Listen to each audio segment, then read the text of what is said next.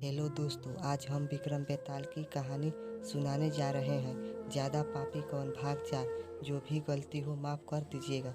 चलिए शुरू करते हैं। भोगवती नाम की एक नगर था, उसमें राजा रूपसेन राज करता था। उसके पास चिंतामणि नाम का एक तोता था। एक दिन राजा ने उससे पूछा, हमारा ब्याह किसके साथ होगा? तोते ने कहा, मगध देश के राजा की बेटी चंद्रवती के साथ होगा। राजा ने ज्योतिषी को बुलाकर पूछा तो उसने भी यही कहा। उधर मगध देश की राजकन्या के पास एक मैना थी, उसका नाम था मदन मौजरी। एक दिन राजकन्या ने उससे पूछा कि मेरा ब्याह किसके साथ होगा, तो उसने कह दिया कि भोगवती नगर के राजा रूपसेन के साथ। इसके बाद दोनों को विवाह हो गया। रानी के साथ उसकी मैना भी आ गई। राजा रानी ने तोता मैना का ब्याह करके उन्हें एक पिंजरे में रख दिया। एक दिन की बात है कि तोता मैना में बहस हो गई। मैना ने कहा, आदमी बड़ा पापी, दगाबाजी और अधर्मी होते हैं। तोते ने कहा, स्त्री झूठी, लालची और हत्यारी होती है। दोनों का झगड़ा बढ़ गया तो राजा ने कहा, क्या बात है, तुम आपस में लड़ते क्यों हो? मैना ने कहा, महाराज, मर्द बड़े बुरे होते हैं। इसके बाद मैना ने एक कहानी सुनाई।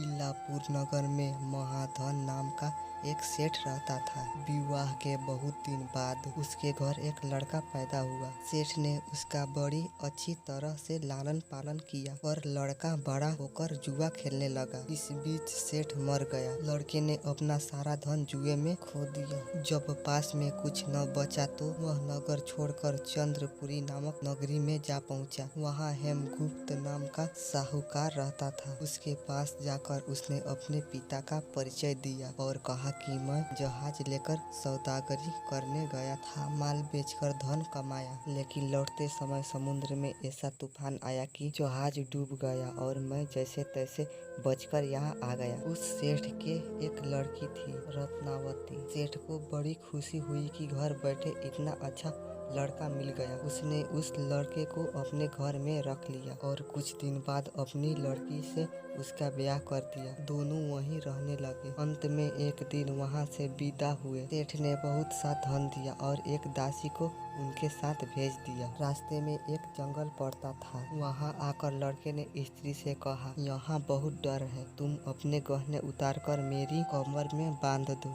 लड़की ने ऐसा ही किया। इसके बाद लड़के ने पहाड़ों ने धन देकर डोली को वापस करा दिया और दासी को मारकर कुएं में डाल दिया। फिर स्त्री को भी कुएं में पटक कर आगे बढ़ गया। स्त्री रोने लगी। एक मुसाफिर उधर जा रहा था। जंगल में रोने की आवाज सुनकर वहां आया। उसे कुएं से निकालकर उसके घर पहुंचा दिया। स्त्री ने घर आकर माँ बाप से कह दिया कि रास्ते में चोरों ने हमारे गहने छीन लिया और दासी को मारकर मुझे कुएं में ढकेल कर भाग गया। बाप ने उसे ढांढस बंधाया और कहा कि तू चिंता मत कर, तेरा स्वामी जीवित होगा और किसी दिन आ जाएगा। उधर वह लड़का जेवर लेकर शहर पहुंचा। उसे तो जुए की लत लगी थी। वह सारे गहने जुए में हार गया। उसकी बुरी हालत हुई तो वह यह बहाना बनाकर कि उसके लड़का हुआ है, फिर अपने ससुराल चला। वहां पहुंचते ही सबसे पहले उसकी स्त्री मिली। वह बड़ी खुश हुई। उसने पति से कहा, आप कोई चिंता न करें, मैंने यहाँ आकर दूसरी ही बात कही है। जो कहा था वह उसने बता दिया। सेठ अपने जमाई से मिलकर बड़ा प्रसन्न हुआ और उन्होंने उसे बड़ी अच्छी तरह से घर में रखा। कुछ दिन बाद एक रोज जब वह लड़की गहने पहन के सो रही थी, उसने चुपचाप छुरी से उसे मार डाला और उसके गहने लेकर चंपत हो गया। मैना बोली, महाराज, यह सब मैंने अपनी आंखों से देखा, ऐसा पापी होता है आदमी। राजा ने तोते से कहा, अब तुम बताओ कि स्त्री क्यों बुरी होती है? इस पर तोते ने कहा, कहानी सुनिए। कंचनपुर में सागर दत्त नाम का एक सेठ रहता था। उसके श्री दत्त नाम का एक लड़का था। वहाँ से कुछ दूर पर एक और नगर था, श्री विजयपुर। उसमें सोमदत्त नाम का सेठ रहता था। उसके एक लड़की थी, वह श्री दत्त को ब्याही थी।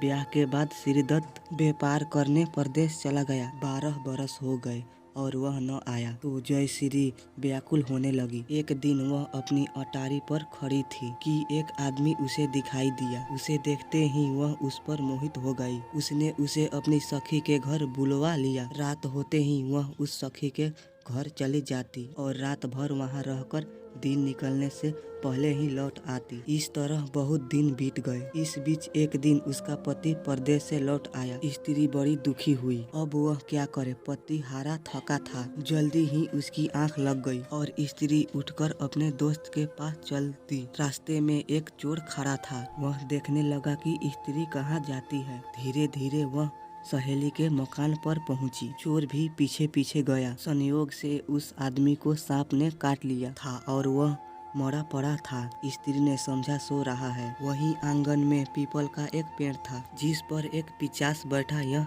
लीला देख रहा था। उसने उस आदमी के शरीर में प्रवेश करके उस स्त्री की नाक काट ली और फिर उस आदमी की देह से निकलकर पेड़ पर जा बैठा। स्त्री रोती हुई अपनी सहेली के पास गई। सहेली ने कहा कि तुम अपने पति के पास जाओ और वहाँ बैठकर रोने लगो। कोई पूछे तो कह देना कि पति ने नाक काट ली है। उसने ऐसा ही किया। उसका रोना सुनकर लोग इकट्ठे हो गए। आदमी जाग उठा। उसे सारा हाल मालूम हुआ तो वह बड़ा दुखी हुआ। लड़की के बाप ने कोतवाल को खबर दे दी। कोतवाल उन सबको राजा के पास ले गया। लड़की की हालत देखकर राजा को बड़ा गुस्सा आया। उसने कहा, इस आदमी को सूली पर लटका दो। वह चोर वहाँ पर खड़ा था। जब उसने देखा कि एक बेकसूर आदमी को सूली पर लटकाया जा रहा है तो उसने राजा के सामने जाकर सब हाल सच बता दिया। बोला, अगर मेरी बात का विश्वास न हो तो जाकर देख लीजिए। उस आदमी के मुंह में स्त्री की नाक है।